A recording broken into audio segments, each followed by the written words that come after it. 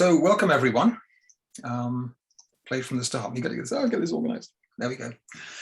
So we are the Yellow Point Ecological Society. Our purpose is to understand, appreciate, protect, and restore the ecosystems of watersheds in the Yellow Point area of Vancouver Island, and to inspire and support local residents and visitors to do the same. We love the forests and lakes, the creeks and streams, the ocean, the farms, the wildflowers, and the many creatures we share this region with. The bears and beavers, the owls, the peckers, blue jays, and the nuthatches. We have 56 actual members, 409 people on our newsletter list, and 396 Facebook group members. So our agenda is we have a call to order. We have to establish quorum. So Pamela, you're our secretary. We have 10% of voting members. So I reckon quorum is present, right? Yep. I want to acknowledge that we live collectively on the traditional territories of the Shnunamuk and the Shtaminis First Nations, who've lived here for at least 5,000 years, who've known and loved these lands so intimately, and with whom we have such a weak relationship. So much work to be done.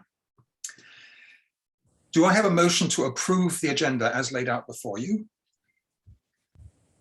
I can't see everyone's faces, so if I can, I'm going to change that so I can see everyone's faces. There we go. Someone to approve the agenda? Jane, yes. Someone to second the agenda? Second the agenda? Hand up. Paddy, okay. And all in favor, put your hand up and generally be nice. Good. I'm then going to go to a motion to approve the minutes from the 2020 AGM, which are in the next slide. Hang on, there we are. That's the 2020 minutes, which is all very formal. Take a quick look. Minutes of AGMs are very generic. Do I have a motion to approve the minutes of last year's AGM? Priscilla, yes. I'll move it. Moved by Alison, seconded by Sarah. All in favor? Yay. So I'm now going to go back to our main agenda to show the next thing coming up is the Treasurer's Report. And I'll go to that slide and give this to Nikki. Yes, good evening. As you can see, we have an extra almost 2,000 in the bank in 2021. One of the main differences was that the membership last year was amazing. We had 56 members, as Guy said, and double the membership came in. We also had two very generous donations, one for the shortfall on the photo competition from Bill, and one paying it forward on the wetlands from Carrie. We had good income from the tree sales. We had good income from book sales from Bryony's book. And on the expense side, the expenses are higher this year by about 1,000. The main difference there is the ivy pools were more expensive. But we got a grant to pay for them, and you'll see in the accounts receivable, we're going to get almost $1,000 from the parks for the ivy pools. So we've actually set up a nice trash can full of equipment for future invasive pools, which is in Jane's backyard. And we spent a bit on the handbook, getting the handbook reviewed this year. And we spent a bit on having a GIS student work for us, and she set up the Bio Blitz for us and provided the prizes for that. So that's that money. And we also had a bit extra on supporting other organizations. We're a member of the BC Cycling Coalition. We also paid forward half of Kerry's generous donation to NOLT to support their wetlands program. And we also supported Qualicum in one of their legal battles to protect their area. So we did not spend as much as we expected on the handbook, but we'll come to that in the reports. But the handbook, basically, we'd have to fundraise to pay for the handbook. So yeah, outstanding year in terms of support from the members, and also the fun of having a grant to help us move ahead with the invasives. Great. Any questions for Nikki before we move to a motion to approve the report? Seeing no question, does someone want to move that we accept the treasurer's report? Patricia, yes, and someone seconding? Priscilla, yes, all in favor? Good, yes, okay, thank you for that. Now getting into the overall report of the thing, we're starting off with the Yellow Point Trail. Pamela, the floor is yours. You're muted.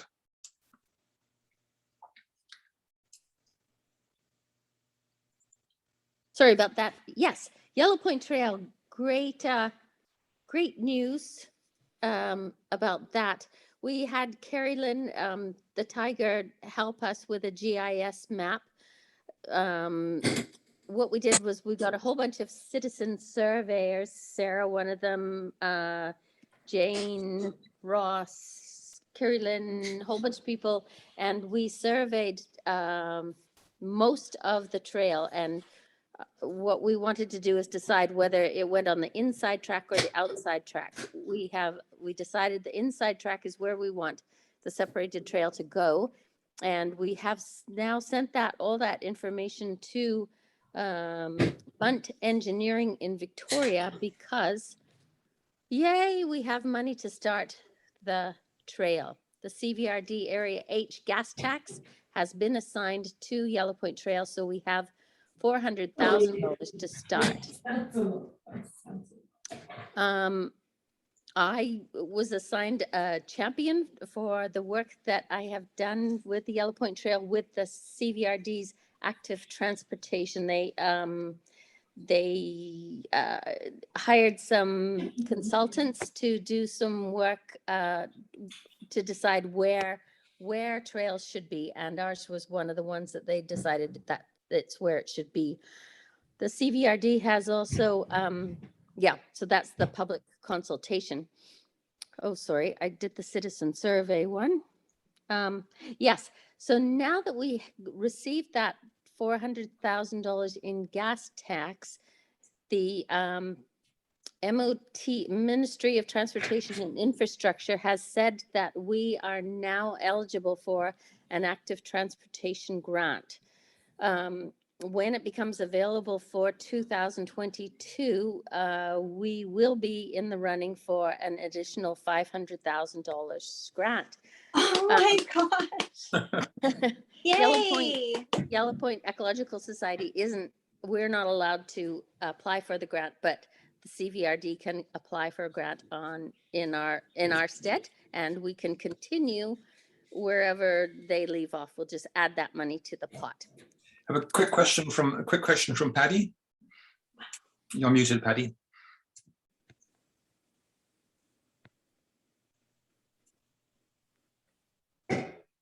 Sorry. Were you asking a question, Paddy? No, I wasn't. I was just trying to. Oh, your hand has gone up. Okay, carry on, Pam. Thank you. Okay, the other thing we've done is we have put together a promotional film that's on YouTube. I'll put that link in the chat, I guess, so people can see that if they want. Brian, the poet, his wife and a few people in the neighborhood helped with that film, and it was super difficult to do. Way more difficult than I thought, but anyway, we got it done. And what it's doing really is soliciting people's opinion, whether they think we need a trail or not, and if people can help. So to date, Nikki, do you remember how many hits we've seen on that? 131? I think you're the hit queen. I'm just keeping track of the people signing up because they want to help. Okay, I think it's 131 people have seen that film, so I'll put that in the chat and other people can see it as well. Or if you just go to YouTube and put in Yellow Point Trail, it'll come up right away.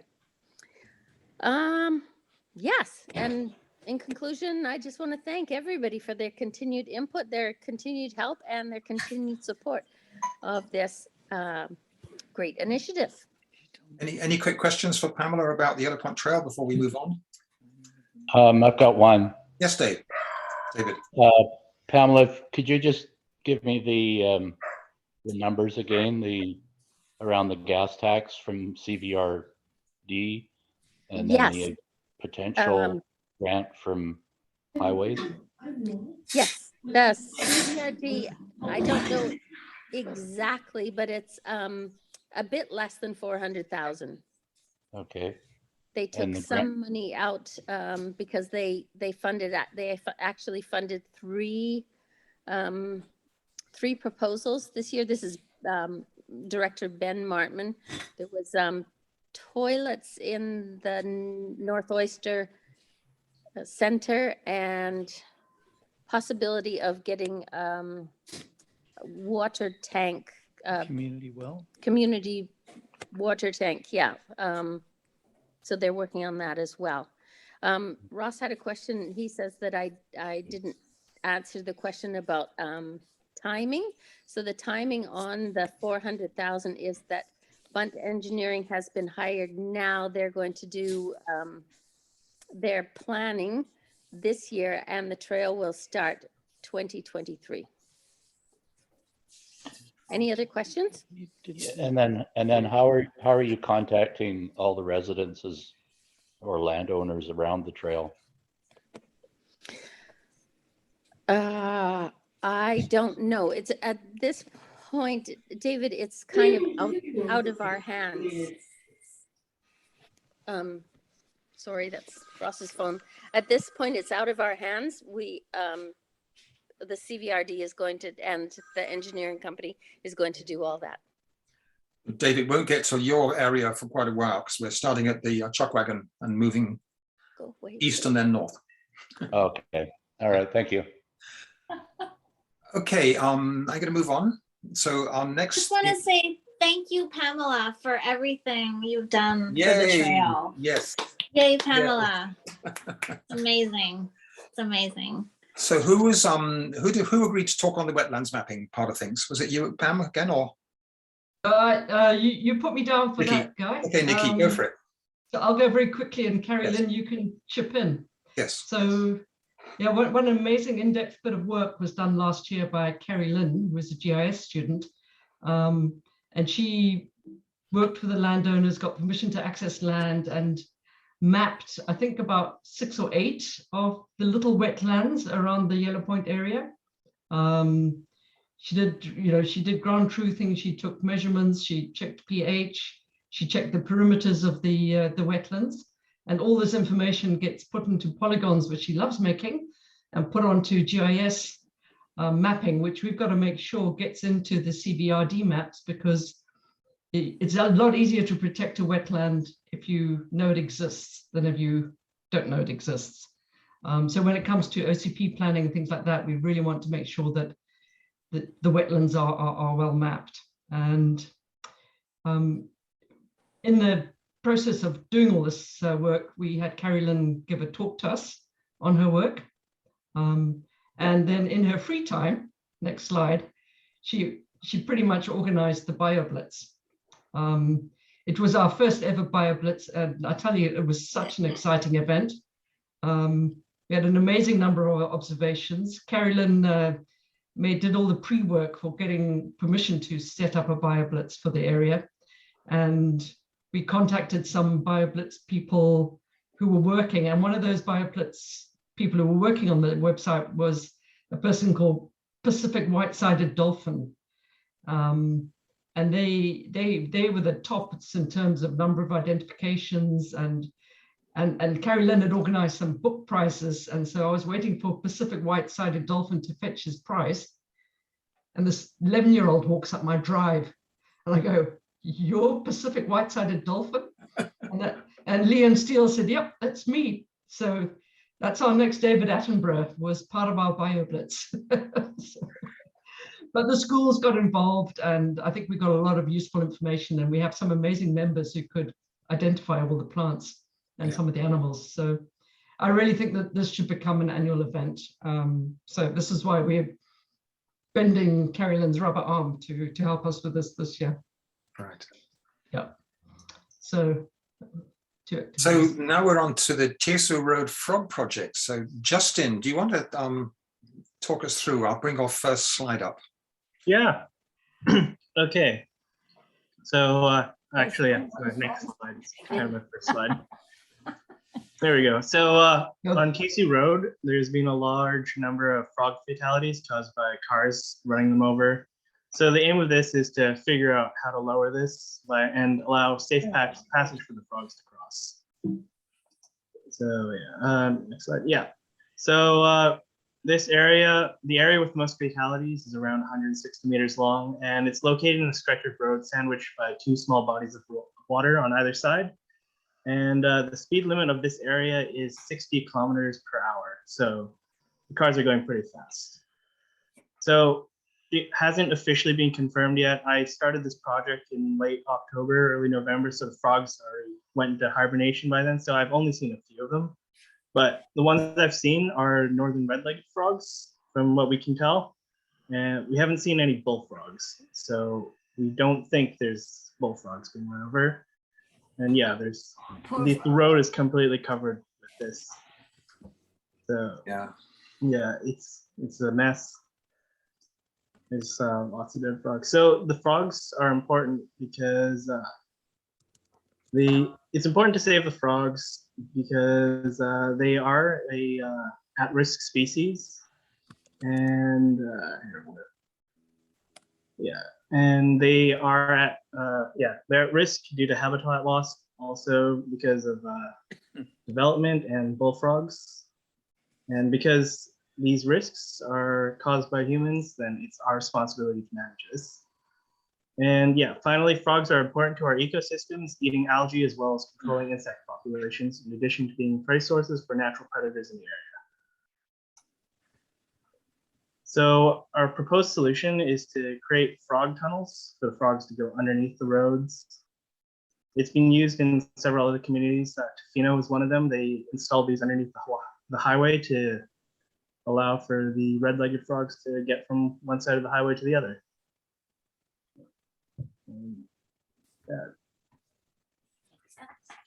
So I'll just go back. Yeah, that's where we got to, because then from there onwards it gets really expensive. And we're going to need to find out how you get a proper collection of numbers of how many frogs are there to provide evidence that to see if we justifies the expenditure to get a tunnel under the road. I'll just round up on wetlands, Guy, Yes, and then segue over to Jane, who can talk to it. But so we're looking at a lot of things to do with wetlands, and Elkawin is prepared to help us with the frog crossing. So it's a possible project for the next couple of years for us to do. Jane has been tracking the land clearance around Hema Park wetlands and Parksville wetlands. And I'm seeing, well, Eric and I are seeing the destruction of Holland Creek wetlands. And so part of the question to the society is like, what can we do? Can we get this into the OCP, or should we be trying to save the wetlands or the animals of the wetlands? They're such key ecosystems. So just open up the question, and maybe Jane, if you want to add to that before you talk about the invasives and the other projects.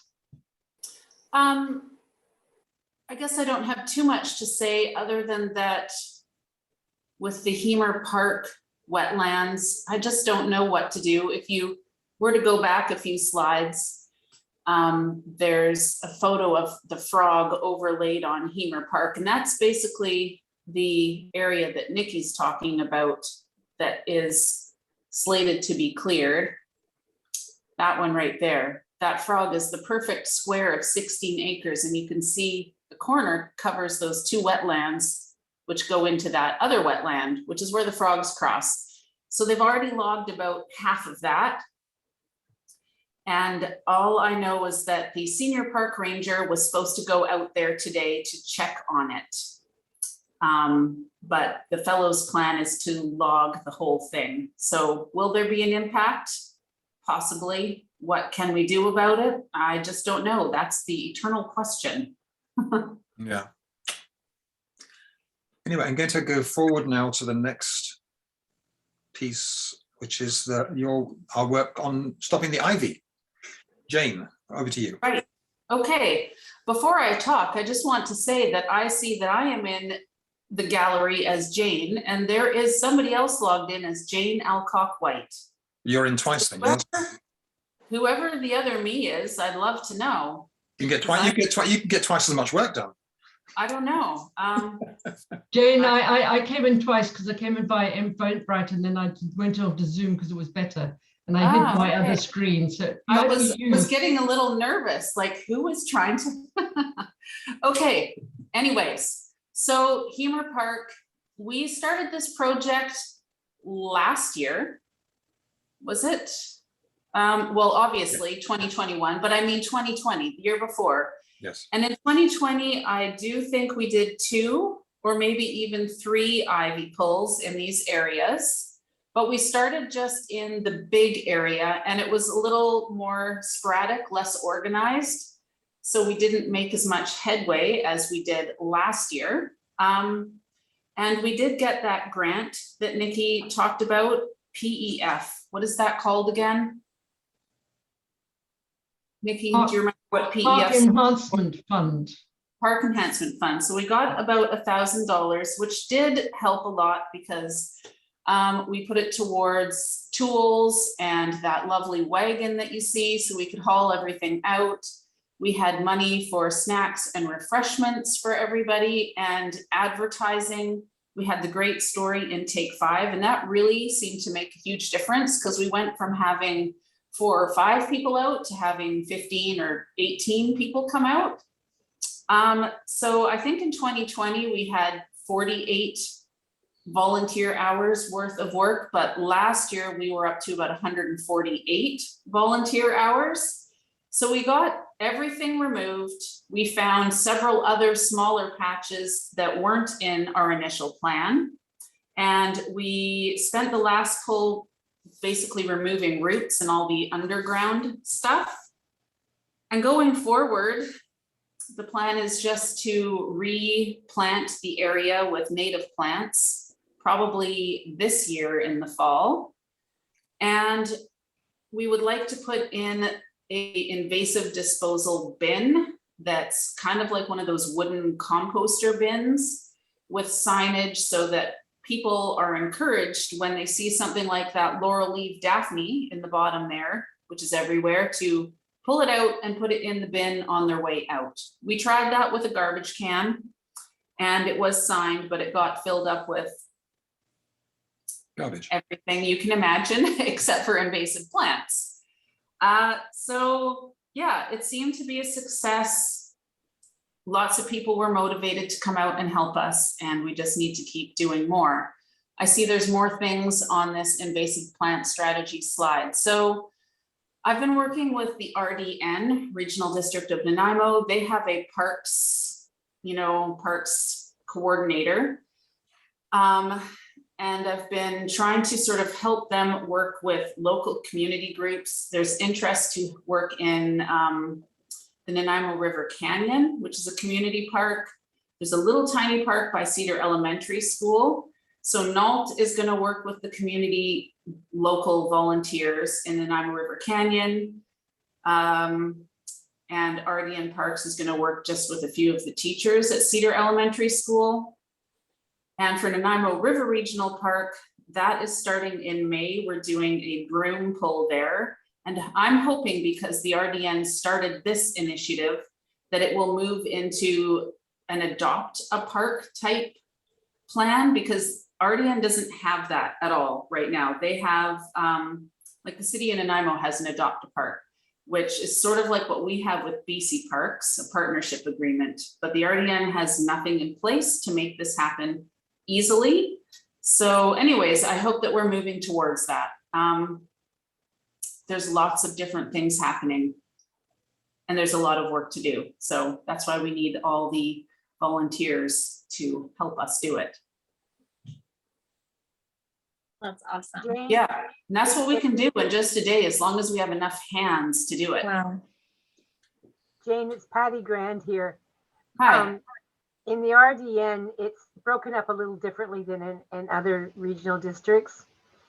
And Area A, which is the Cedar area, Mhm. has what they call Parks, Rec, and Culture. So Yes. it's, and I sat on that board for the longest time. I was vice chair of that. And they have grants available too. Mhm. And you just need to contact the representative for Area A for the RDN, and he'll walk you through it. And you're welcome to attend their meetings when they open back up. Thanks, Just Patty. COVID's been Yeah. such a mess. Mhm. But Yeah, get in touch no. with me if you want, and I'll help you through that. Oh, I think the issue is, well, one, they're understaffed. They've told me that, but I've talked to Chrissy Finney. She's the head of their RDN Parks person. But it just seems, yeah, they just have too much work and not enough staff to actually create the paperwork. All they really need is a form,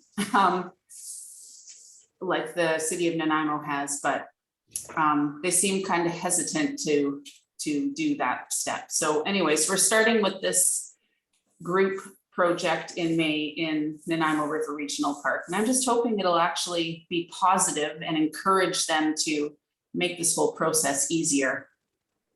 So we also did this broom pull on private land near Yellow Point Lodge. It's actually owned by Richard, who owns the lodge. And you can see from the top image, it's just really been thick and invasive. And we got the entire thing cleared in one afternoon, in one Sunday. And, you know, there's the crew that came out to do it. It was very satisfying to clear that much land, right?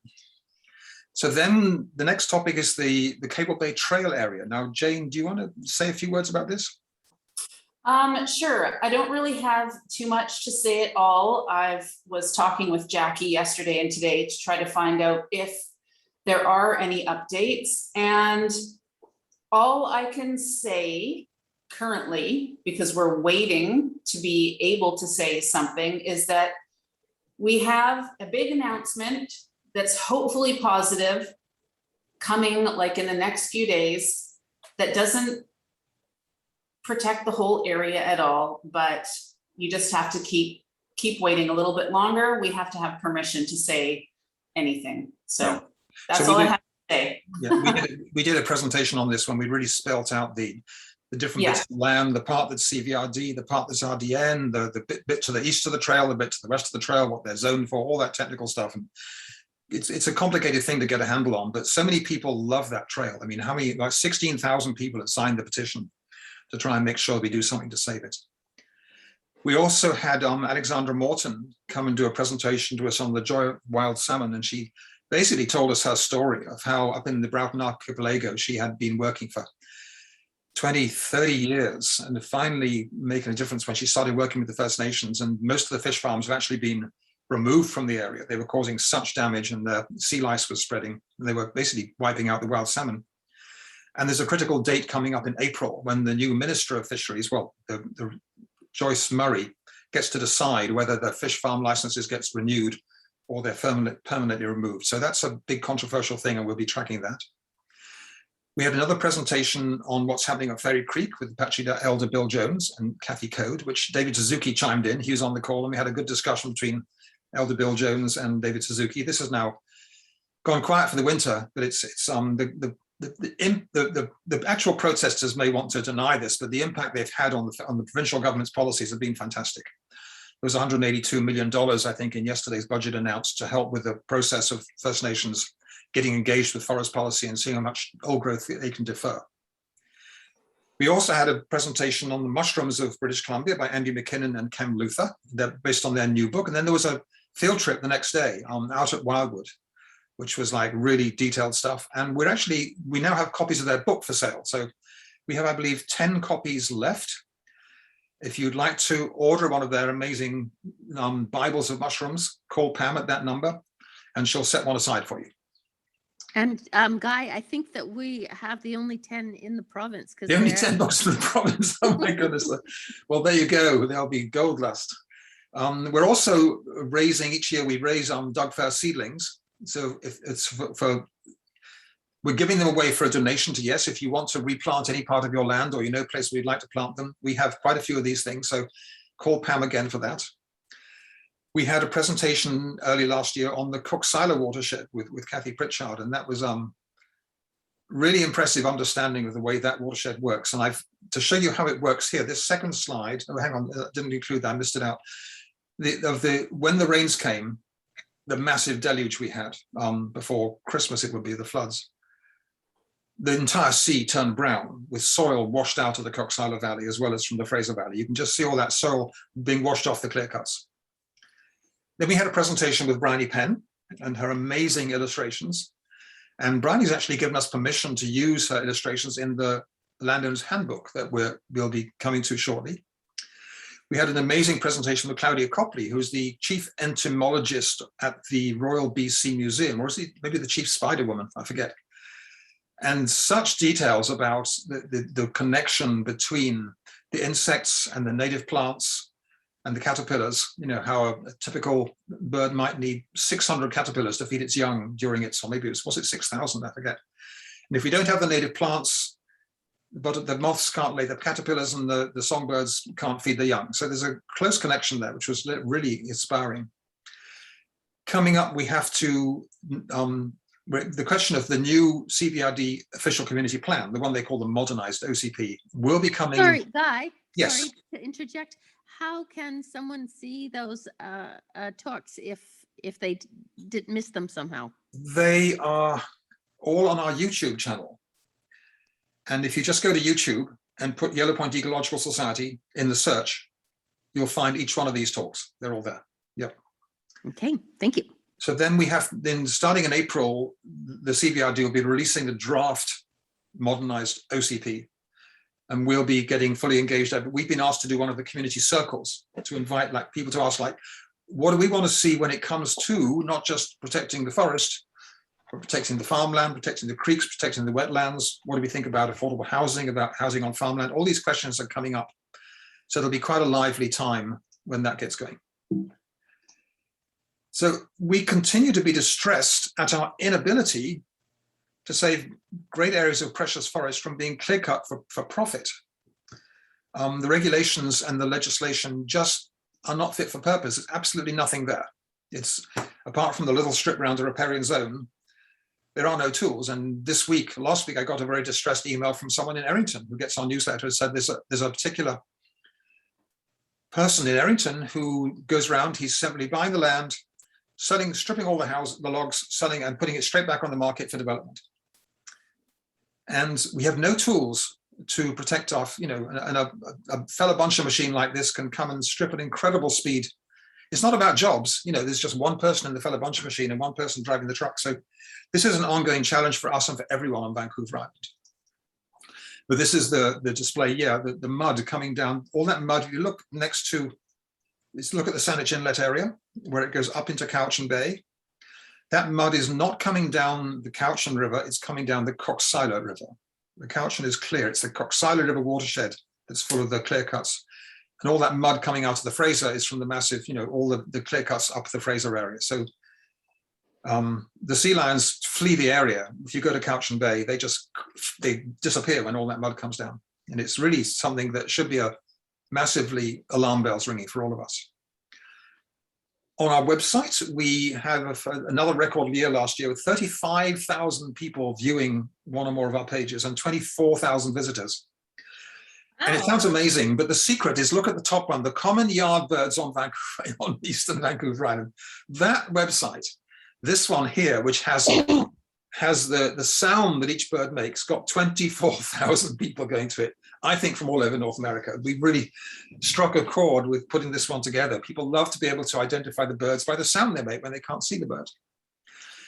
And then we are working on the Landowner's Handbook. So I'm going to hand over to Priscilla to tell you about this. Great. Hi, everybody. I'm very excited. Can you all hear me? Yes. Okay. I'm really excited to report that we are currently in the editing phase of our book. We still have a few chapters to write, but we're getting very close to putting the final layout together. And it's called The Nature of Yellow Point, and it's going to be a really valuable handbook for Yellow Point landowners, It's also for people who may rent here, visitors and friends. It's going to have great info about some of our local plants and animals and bugs and birds. Other great topics like how to garden with nature. We're going to have information about ecological restoration that you can do in your own backyards. Strategies on waste reduction and water consumption reduction, as well as lots of other fun topics like forest bathing and how to grow your own Gary Oak meadow. So it's basically a book about where we live and how lucky we are to live here, and how we can all help to keep it natural. So we're going to be starting some fundraising soon. And yeah, if anyone out there would like to help us by donating a little extra in their membership this year that we could put towards getting our book, we're going to probably do some professional editing, as well as the printing costs are going to be substantial. So yeah, it's going really good. And we'll probably be looking for businesses to sponsor it, with a little sort of couple of pages at the back with business sponsors who would like to, sharing what we're doing. And we want to get it into the hands of every landowner, ideally. So that's the future challenge. Real estate agent. Yes. So then we come to a future project that's brewing. Pamela, do you want to talk about our green burial project? Well, this is just an idea that sprouted out at one of our meetings. What do we want to do when we meet our demise? And this is a lovely area, as Priscilla just said. So maybe we just want to dig a hole and keep ourselves here forever and become part of nature. Denman Island has done this with their natural burial cemetery. They have over 100 sites where they can have loved ones who love Denman Island stay there forever. You have to actually be from Denman Island, however, and I think so far they've had 29 burials and 27 spreading of ashes. So we thought we might want to try to do that here as well, and maybe we want to get a piece of land here, perhaps one that's already been logged and needs some restoration now. And perhaps we could do that with our own blood, sweat, and tears. To this end, we are looking into an MBA student from VIU to come and do a feasibility study and perhaps a business plan of how we can do that. So it's just in the infancy stage. We're doing interviews this week for the MBA student, and we'll keep you posted. But if anybody has any ideas, they could certainly call me and we could chat. And you'll notice that Denman has this beautiful traditional timber framed arch, and we happen to have a skilled timber frame arch builder in our midst. And I'm sure we'll be recruiting him to do something similar for us. Ross? It's about time I did something. Yes, right. Okay, so I'm just bringing you back to the agenda there. We have if we want any questions or discussion around anything we've raised, and then we'll move to a motion to accept our annual report. So I'm going to stop sharing so I can see everyone. Anyone have any questions or discussion about anything we've raised? Yes, Priscilla. I was just thinking about the green burial, and just wanted to mention too that that is a really good option if we were able to find some kind of land that needed the restoration. But it would be equally wonderful to be able to save a piece of protected forest that might potentially be up for clear cutting. And that would be a wonderful green burial site. Yeah. And the financial model is something like people would say, put down a certain, a couple of $1,000s to reserve their spot, and then we'd put the money together to buy the land. Mm-hmm. And then take it off the market forever, put it into a community land trust or something, so it'd be there for 1,000 years. Any other questions or thoughts from anyone before we move to, yes, Jane? You're muted. I was talking to somebody at Wildwood who told me that they are working with I'm not sure if they're working with SNUNAMU or discussing plans with them, but they are trying to obtain the 60 acres to restore it. Oh, my goodness. Oh, Wow. So Who's that's trying to? that somehow we haven't Wildwood. been made aware of, Wow. which has already, been ongoing for a little while, but that would be kind of feel really fitting. We need to talk to Wildwood. Yeah. Yeah, so Yeah. Anyone I else? lovely Yeah. spot. Any other thoughts, questions before we adopt this? Yes, Pamela? Just as a FYI about Wildwood as well, Save the Six, they were able to save it. Just so. Oh, the 6 acres. Yeah. Mhm. That's great. But the 60 would be grand, wouldn't it? Mhm. So I'm going to go back to the share screen. So do we have a motion to accept our annual report from someone? Someone willing to move that? Yes, Priscilla's moving that, and anyone to second it? Ross is seconding. All in favor of accepting that? All good? Yeah. So then we move on to election of directors. Actually, we don't need any new directors. We're expanding. We have a team. We have enough directors, but we welcome new people to our team. So legally, we're allowed to have 11 directors, but there's more of us working on this because a lot of things happening. So would anyone like to, we go back to that a minute. I didn't mean to do that. I meant to go. There we are. Would anyone like to join our team? That's the question. So you don't need to decide now, but we welcome new energy. So just get in touch with myself or Pamela or Nikki or any of us. And So Guy, you're saying that no directors are stepping down at this point? I haven't heard any directors say they want to step down. So we have a full house with directors, but someone like Jane Mowbray is on our team. She's not technically a director, but she joins in everything. So it really doesn't matter if you're a director or on the team. What we want is people to share the work because we've got all these projects brewing here. Hi. Yes. Question. Is Diane still a director? Diane is still a director, yes. Diane can't take, her iPad doesn't do Zoom meetings, but she still wants to be involved, so yes. I just haven't heard or seen from her in so long. Well, I know it's because she doesn't do Zoom. When we meet in person, she comes. Okay. Yeah. So we don't need a motion to approve the new board. We have the existing board, so we can actually have a motion to adjourn and then carry on chatting. So I'll just go to our final little adjournment. There we are. I want to thank you for your memberships and your support. Without this support, it means everything that we can do all the work we're doing. So I'm going to stop sharing there. Technical motion to adjourn the actual AGM moved by anyone moving that motion to adjourn the AGM? Yes, Nikki, seconded by Priscilla. And all in favor? We can stop that and I'll stop recording